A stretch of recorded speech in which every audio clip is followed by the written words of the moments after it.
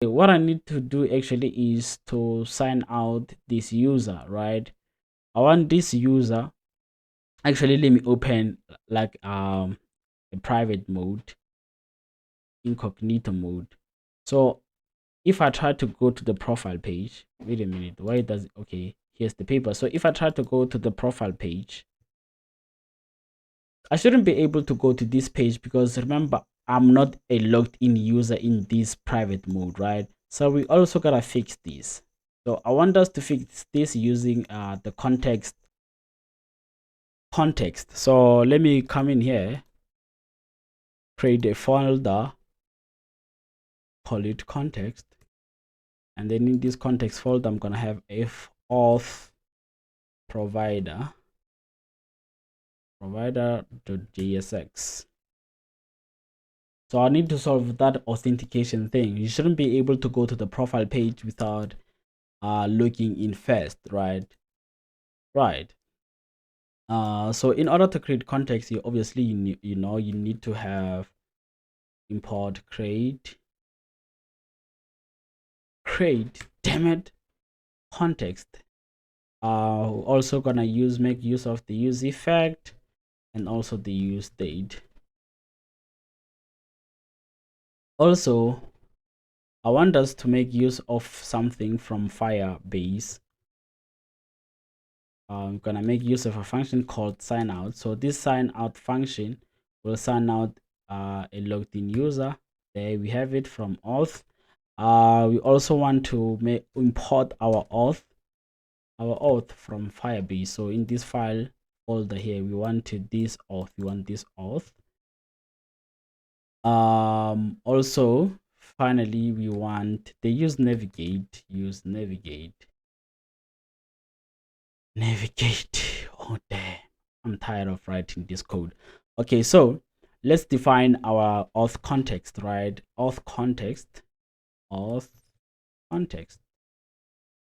how it actually going to look like using the function called create context, and then we're gonna have an empty object. No, we're gonna have a user.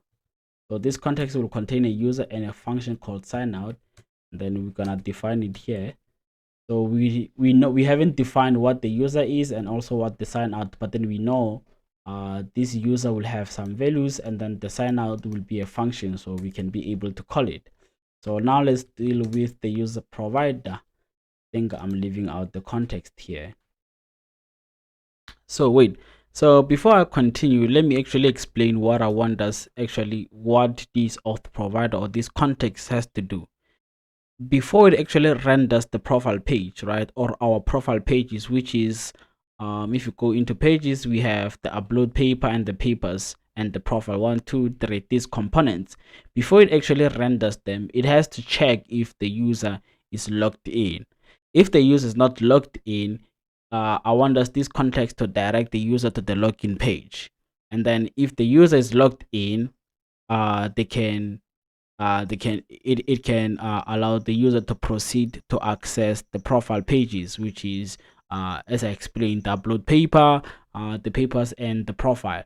So that's what I want us that's what I want this context to achieve, right? So I'm going to have export.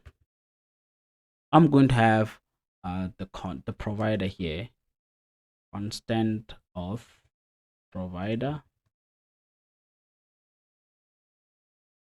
return, and we're going to do the auth context.provider, and in between this provider I want to render the children of this component, children, and I'm simply going to get it here. Okay, so as you may know that we need to provide some value here. I need us to define it above here. I need us to define our context or whatever the value that we're going to pass in here. So we're going to say value. We can call it value.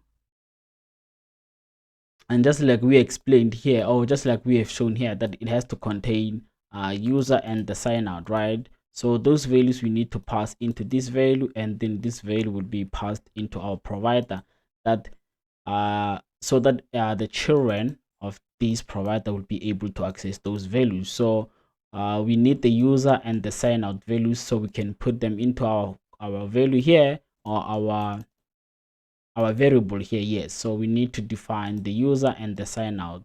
So what we're simply going to do is, the user is going to be a state, the user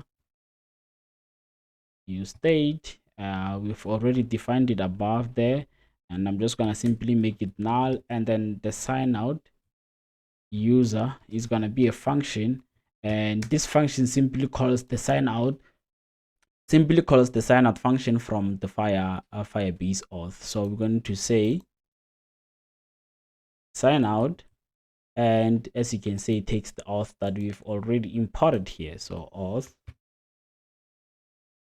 Now we can take these values and put them in our value here. We're gonna save user, and then we also know it needs a sign out. We're gonna simply give this sign out the value of sign out user, or this function. We simply say this sign out will be our sign out user function here, and then we simply going to pass the value into our provider, so the children of this will be able to access these values. One another thing is, we still haven't given the user a value here, right? I'm going to use the hook. I think we've defined something like this somewhere in the login. I actually need the login. Where is it? I think we're gonna need something like this. Let me copy this and see if it's going to fit into our context. In here, paste this. We're simply going to say set user. So in here, instead of setting logged in, pass this. If user is not logged in, we're simply going to, if the user is not logged in, you're simply going to navigate to the login page. And if they are logged in, it's simply going to if they are logged in, simply they are going to continue and return whatever these wrapper returns, right? I hope it makes sense. So we take the user, or also we can do something like this. We can do something like, if user is not null, if the user is not null, we're gonna simply say set user and pass in the user, and have an else here to navigate. Okay, we did not define the navigate. Constant navigate, and use the navigate hook, and say if the user is defined, pass it into our user, and then if the user is not defined, simply go to the login page. And then also we need to listen to changes, right? The changes that happen in our auth object. So this auth object, if it changes, we are actually listening to the changes here. Actually, let me explain it like this. So we are listening to the changes here, and then we pass our we pass the auth into our dependency array here. So whenever the auth changes, so it will run this use effect again.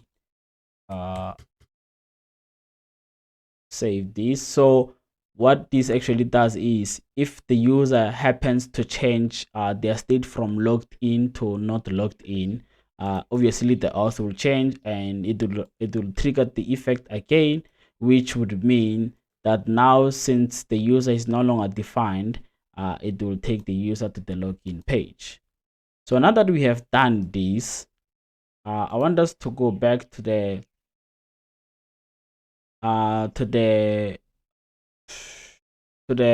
this one. We have the incognito one. Let me refresh. As you can see, we are still rendering our profile page even though the user is not logged in. So I'm going to take this provider, where is it here? I'm going to wrap our profile page with it and see if it won't take us to the login page. So if this works properly, it will take us to the login page because there is no value for the auth here. So the user here is undefined. So by default, it should take us to the login page.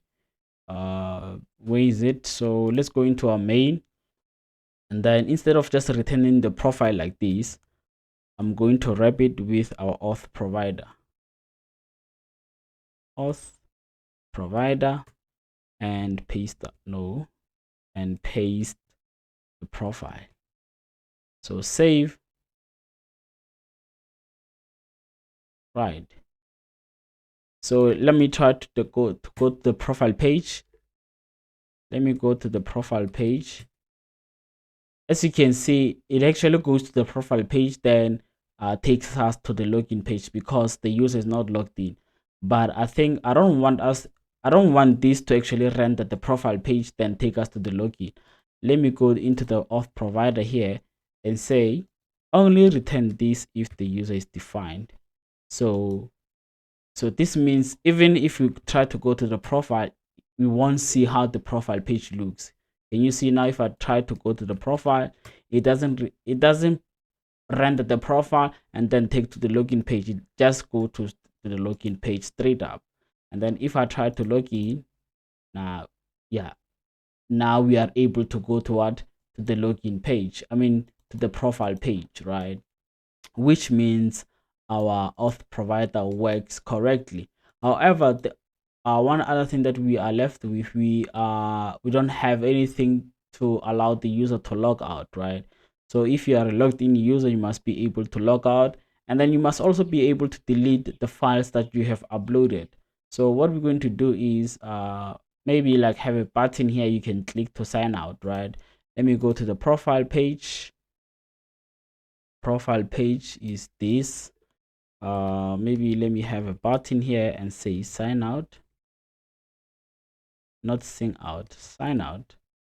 Save. We don't want it there. Let's try to make use of what's the parent of this is this one, and I'm gonna make it relative so that I can be able to make this absolute and say margin, not margin, right, maybe 2, save, and bottom, no, 2, 3, and also maybe make this one 3. And I also want to make the background color, the background the background color to be white and the text to be orange.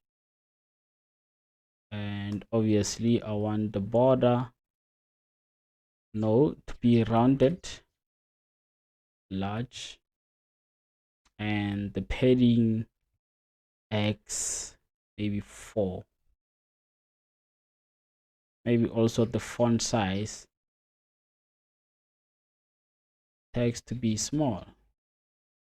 Yeah, so basically we have a button that buttons, maybe EY 3.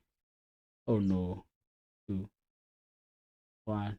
Yeah, I think this looks okay. So if you are logged in, you can be able to click this sign out button to log out. However, we don't have anything that actually logs out the user here. Remember, the profile page is wrapped with the auth provider, so it means we can be able to access the sign out function that we have defined in here. Where is it? So let me put it here. So we can be able to access this sign out user function that we have defined in here in our profile page. So simply get it like this, maybe sign out. Okay, let me just leave this out and say use context and use our auth context, which returns the user and the sign out function. So we can say get the sign out, take this function which we defined, and return it in here, and on click return the sign out. So if now I click the sign out button, you can see that we have been logged out. So if I try to go to the profile page, I shouldn't be able to go to the profile page because I have logged out. Log in again, and you see the values that you see the papers that you have previously uploaded, and you can sign out. So also here, if you are a signed in user, I don't think you should be able to see the get started thing, right? So we can go into our navigation here and say so since we did not wrap the nav with the provider, we are not able to get the user from our auth context in here. So what we need to do is simply going to use the auth from Firebase. So we're going to simply say auth from our Firebase and say current user,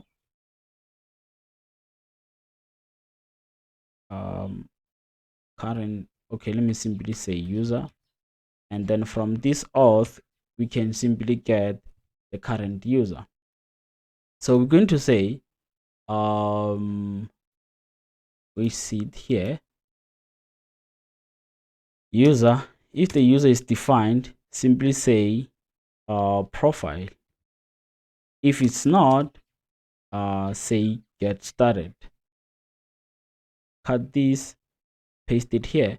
And also here we need to have some sort of expression again, because if you are logged in, we want to take you to the profile. If you are logged in, go to profile. If you are logged in, go to profile. If you are not, so if the user is defined, go to the profile. If not, go to login. If the user is logged in, show profile, and then if not, show get started. So let me hit save, and then you can see now we have profile. And if I click profile, you can see we are going to the profile page. Log out. Let me clear this and go to the home page. You see now it says get started, which takes me to the login page. So it seems like we are nearing the end of our video. The only thing remaining, I think, is deleting. So let me log in here. Oh no. Also, I think maybe we should have some sort of like state. When you are logging in, the button should show that you are trying to log in, right? Because now you just click, you don't even see if it's loading or what. So go to the login, and I want us to have some sort of styling here. So we need to style. So I'm gonna show you what we're going to do. So we're going to style our button displayed disabled. So we're going to disable our button when we are logging in, right? So we're going to change the color. So the background color is gonna change from orange 400 to maybe something light like this. And then what we're going to do is handle login user. We're going to say e.target and then say disabled. We're going to say true. So now we are disabling the button, and then if it fails to log in the user, we're simply going to change the user to disable to false. So now when I click here, it should change to show you that you have clicked this button, and yes, we are in. Sign out. I should do the same thing for register here. We use our register. Maybe I need to copy this thing. Copy this, go into our register button. With the register button here, I can simply put it here. Again, e.target.displayed, disabled to true. We disable the button on button click, and if it manages to register the user, it will simply take the user to the login page. But if it fails, it will allow the user to click the button again. So we simply change the state from true to false. I think you can also do the same thing again in here for when you are uploading paper. No, I want the CSS. Where is it? Here. Copy this, go into our, and then say handle submit, do the same thing, disabled, pass it through, copy this and paste it in here. So let me try to register a new user, right? New user, user at test.com. Password, you're simply going to take this one, submit, and we have a new user, and then now we can upload a new paper. So accounting paper 1 2012, this is accounting for grade 10. It's a question paper, and this comes from the national office. Select the accounting to, oh, it's a memorandum, this one. So we can simply change this to a memorandum, and oh no, look at the button. Our button is green. So where is it? So instead of having orange here, we simply going to lower the color from green to something like light 200. So when I hit this, oh no, this is not what we expected, but yeah, it shows that we are uploading our paper, and there we go. So now this new user has uploaded accounting paper. And then if you go into all papers, we should be able to see 3 papers, because the first user has already uploaded the first 2 papers. Now we have this. So now I can say I want only the accounting papers. Then you see now we have the accounting. If I say mathematics filter, what did I do? Accounting, physical sciences filter. Okay, seems like we have a bug. Console out.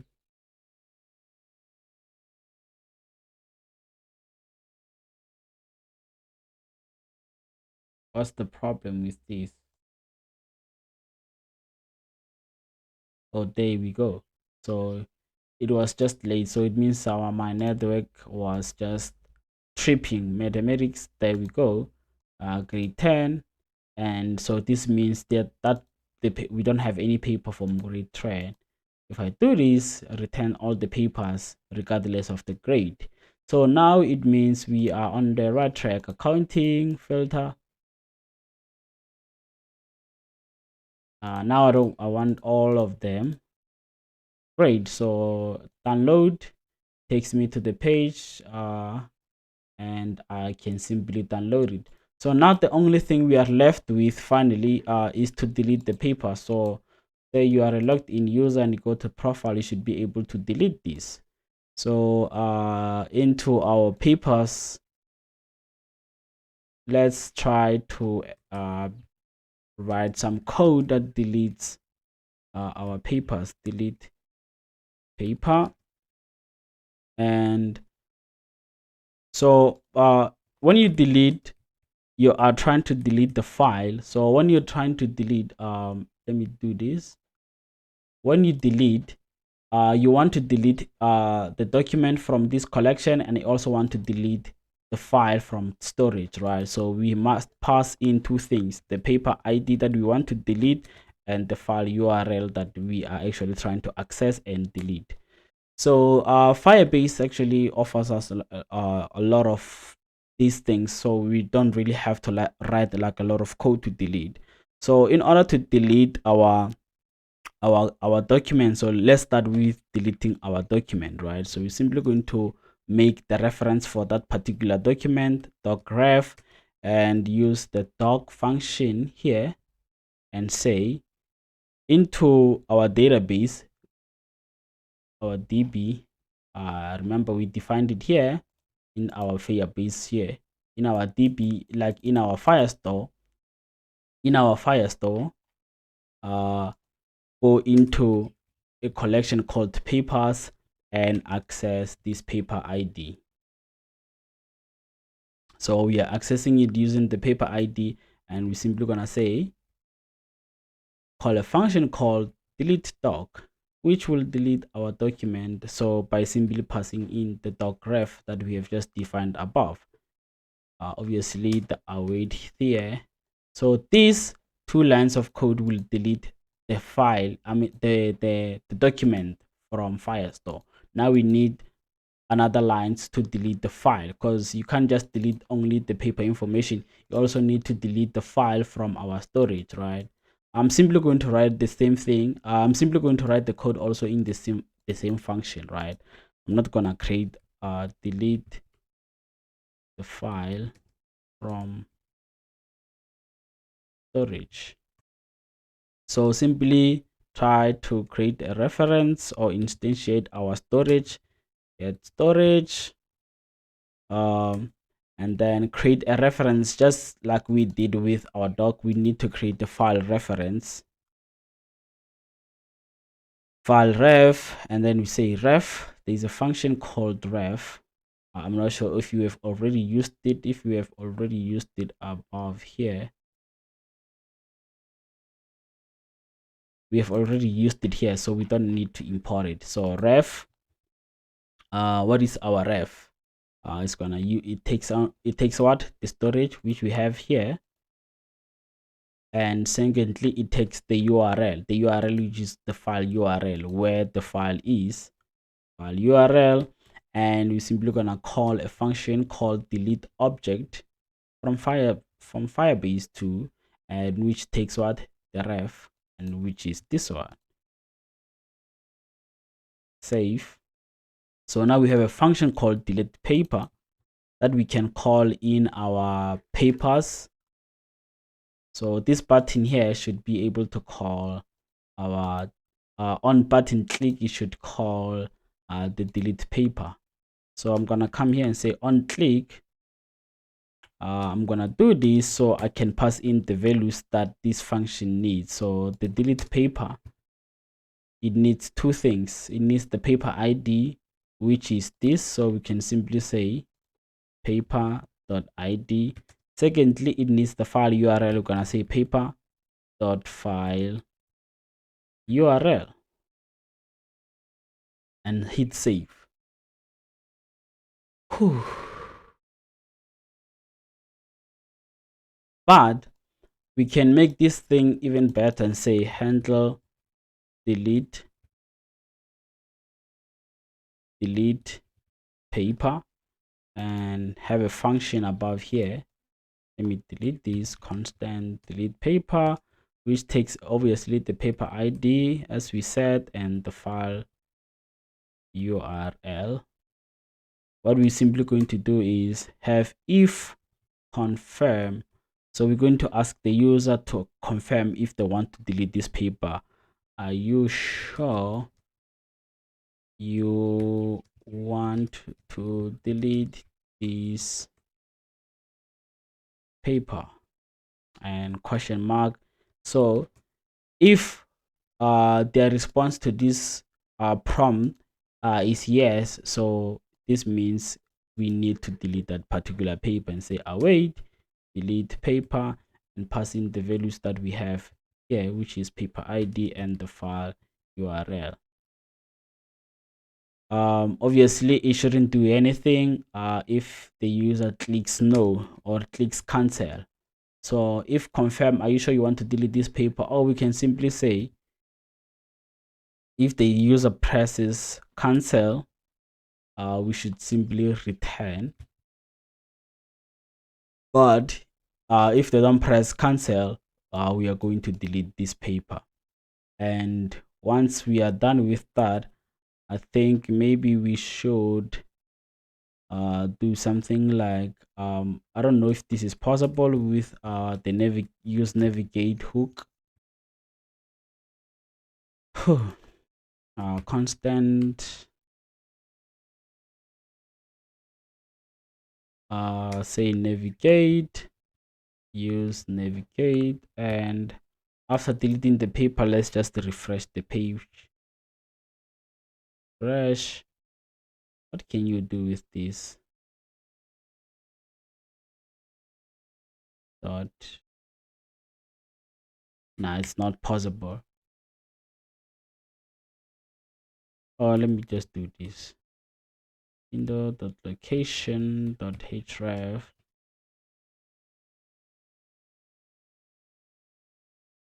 Okay, now, so if the user, let's go to the profile.